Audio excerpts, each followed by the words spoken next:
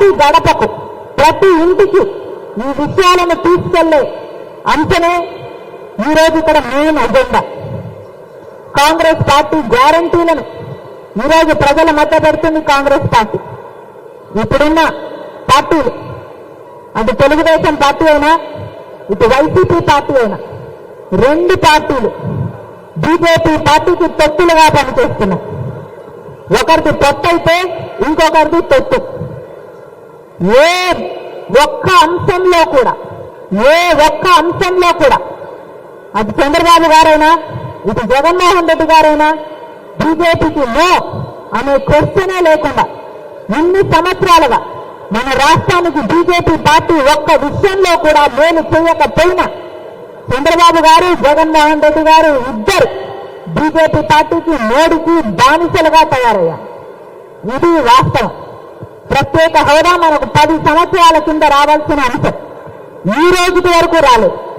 BJP party మనకు ప్రత్యేక హోదా ఇవ్వకపోయినా, పోలవరం ప్రాజెక్టు ఇవ్వకపోయినా, రాజధాని కట్టే విషయంలో సహాయం చేయకపోయినా, కడపలో స్టీల్ ఫ్యాక్టరీ లేకపోయినా, ఏ ఒక్క అంశంలో కూడా మనకు సహాయం చేయకపోయినా కూడా ఒక పక్క తెలుగుదేశం పార్టీ, ఒక పక్క వైసీపీ పార్టీ, జగన్మోహన్ రెడ్డి గారైనా చంద్రబాబు గారైనా దొంగ ఇద్దరు బీజేపీ పార్టీకి బానిసలు. చంద్రబాబు గారేమో పొత్తు పెట్టుకున్నారు 2014, మళ్ళీ విడాకులు తీసుకున్నాడు, ఇప్పుడు మళ్ళీ పొత్తు పెట్టుకుంటున్నారు. ఇది చంద్రబాబు గారి స్టోరీ అయితే, ఇటు జగనన్న గారైతే నిర్మలా సీతారావు గారే జగనన్న గారిని మోడీ గారికి దత్తపుత్రుడు అన్నారు. ఇక వీరికి పొత్తులు లేనట్టు ప్రజలు ఎలా నమ్ముతారు? ఒకరికి బహిరంగ పొత్తు అయితే ఇంకొకరికి రహస్య పొత్తు, ఒకరిది సక్రమైన పొత్తు అయితే ఇంకొకరిది అక్రమమైన పొత్తు. వాస్తవం కాదా? ఇద్దరూ పొత్తులు పెట్టుకోలేదా? ఈ విషయాలను ప్రజల్లోకి తీసుకువెళ్ళాలి.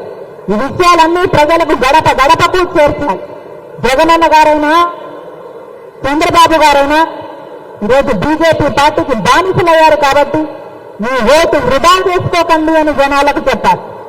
మీరు బీజేపీకి ఓటు వేయకపోయినా, తెలుగుదేశం పార్టీకి ఓటు వేసినా, వైసీపీ పార్టీకి ఓటు వేసినా అది పడేది మాత్రం బీజేపీ ఖాతాలోనే.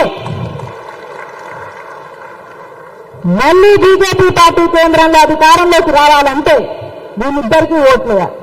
మళ్ళీ బీజేపీ పార్టీ రాష్ట్రంలో రాజ్యం ఏలాలంటే, ఒక్క సీటు గెలవకపోయినా మళ్ళీ మన రాష్ట్రంలో రాజ్యం ఏలాలంటే వైసీపీకి ఓటేయాలి, లేదా జనసేనకు ఓటే, లేదా టీడీపీకి ఓటేయాలి. ఎందుకంటే వీళ్ళ ముగ్గురు ఒకటే కాబట్టి. బీజేపీ అంటే వేరే ప్రపంచమంతా అర్థం ఉండొచ్చు, కానీ బీజేపీ అంటే మన రాష్ట్రంలో మాత్రం బాబు జగన్ పవన్. ఈ విషయం తీసుకెళ్ళాలి. బీజేపీ అంటే బాబు జగన్ పవన్. బీజేపీ ఎక్కడా లేదు, వీళ్ళల్లోనే ఉంది. కాబట్టి ఈ విషయాలన్నీ జనాలలోకి తీసుకెళ్లాల్సిన అవసరం ఉంది.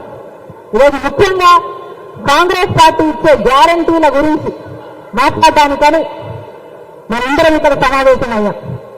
ముఖ్యమైన గ్యారంటీ 10 సంవత్సరాల ప్రత్యేక హోదా.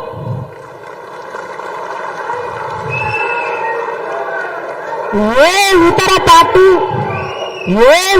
పార్టీ ఈ విషయం గురించి మాట్లాడదు. బీజేపీ పార్టీ అయితే మన రాష్ట్రానికి వెన్నుపోటే పొడిచింది కాబట్టి బీజేపీ పార్టీ ప్రత్యేక హోదా గురించి మాట్లాడదు. చంద్రబాబు గారైనా జగనన్న గారైనా ఇద్దరు ఆ బీజేపీ పార్టీకి బానిసలుగా మారి ప్రత్యేక హోదా అన్న ఊసే లేకుండా చేశారు. కనీసం ప్రత్యేక హోదా అంటే ఇది అని అసలు ఊసే లేకుండా చేశారు. 10 సంవత్సరాలు అయిపోయింది. ఆ రోజైతే పొత్తు పెట్టుకుంటున్న రోజు చంద్రబాబు గారు చెప్పిన విషయం 10 సంవత్సరాలు ఇప్పుడు 15 సంవత్సరాలు ప్రత్యేక హోదా కావాలి అన్నారు. కానీ ముఖ్యమంత్రి అయ్యాడు, కేంద్రంలో వాళ్ళతో పొత్తు పెట్టుకున్నాడు కాబట్టి మంత్రి పదవులు తీసుకున్నాడు. ముఖ్యమంత్రి అయిన తర్వాత ప్రత్యేక హోదాను పూర్తిగా మర్చిపోయాడు, ఊసరవాళ్ళుగా మారాడు. అసలు ప్రత్యేక హోదా అవసరమే లేదు అని మాటలు చెప్పారు. 2 మూకుమ్మడిగా రాజీనామాలు చేద్దామన్నారు. మూకుమ్మడిగా రాజీనామాలు చేస్తే ప్రత్యేక హోదా ఎందుకు రాదో చూద్దామన్నాడు జగనన్న గారు. ఆ తర్వాత జగనన్న గారిని నమ్మి ఓట్లేస్తే ఒక్కటంటే ఒక్క నిజమైన ఉద్యోగమైనా చేశాడు ఆ ప్రత్యేక హోదా కోసం జగనన్న గారు? చేయలేదు. ప్రత్యేక హోదా గురించి ఒక్క నిజమైన ఉద్యమం చేయలేదు. ఈరోజు ఇంతమంది ఎమ్మెల్యేలు ఎంపీలు ఉన్నా ఒక్కరు కూడా రాజీనామాలు చేయలేదు. 23 మంది ఎంపీలను గెలిపిస్తే ఒక్కరంటే ఒక్కరు కూడా రాజీనామాలు చేయలేదు. వాళ్ళ పదవులు వాళ్ళ ముఖ్యమైతే స్వలాభం కోసం రాష్ట్రాన్ని తాకట్టు పెట్టేశాడు జగనన్న గారు. ఈరోజు ఒక్క కాంగ్రెస్ పార్టీ మాత్రమే ప్రత్యేక హోదాకి కట్టుబడి ఉంది. ఆంధ్ర రాష్ట్రానికి ప్రత్యేక హోదా రావాలి అని కాంగ్రెస్ పార్టీకి బలంగా ఉంది కాబట్టి, రాహుల్ గాంధీ గారికి మరి ముఖ్యంగా ఉంది కాబట్టి, ప్రత్యేక హోదా గురించి ఇంతగా ఆలోచన ఉంది కాబట్టి అధికారంలోకి వచ్చిన వెంటనే ప్రత్యేక హోదా మీద మొట్టమొదటి సంతకం చేస్తానని చెప్పాడు రాహుల్ గాంధీ గారు. కాబట్టి మనం ప్రజల్లోకి తీసుకెళ్ళాలి. ప్రత్యేక హోదా చాలా ముఖ్యమైన అంశం. పక్క రాష్ట్రాలలో ప్రత్యేక హోదా వస్తే ఒక రాష్ట్రంలో, చిన్న రాష్ట్రంలో 2000 కొత్త పరిశ్రమలు వచ్చాయి. ఇంకొక రాష్ట్రంలో 10,000 పరిశ్రమలు వచ్చాయి. మనకు 10 ఏళ్ళు అయింది రాష్ట్రం ఏర్పడి. కనీసం 10 10 వచ్చాయా? ఎన్ని వేలు వచ్చింది? ప్రతి నియోజకవర్గంలో కనీసం ఒక 100 కొత్త పరిశ్రమలు వచ్చేది మనకు ప్రత్యేక హోదా వచ్చింటే. ఎందుకంటే ట్యాక్స్ బెనిఫిట్స్ అంత గొప్పగా ఉంటాయి కాబట్టి. కానీ అవేమీ జరగలేదు.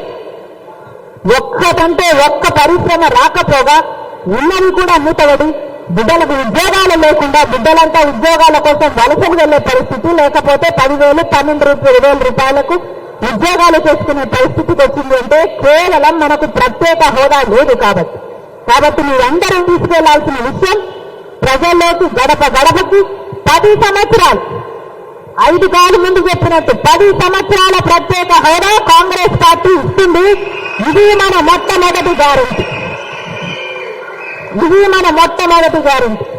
రెండో గ్యారెంటీ మహిళా మహాలక్ష్మి. ప్రతి పేద ఇంటి మహిళకు ప్రతి నెల దాదాపు 8,500 రూపాయలు, అంటే సంవత్సరానికి 1,00,000 రూపాయలు ఇచ్చే పథకం.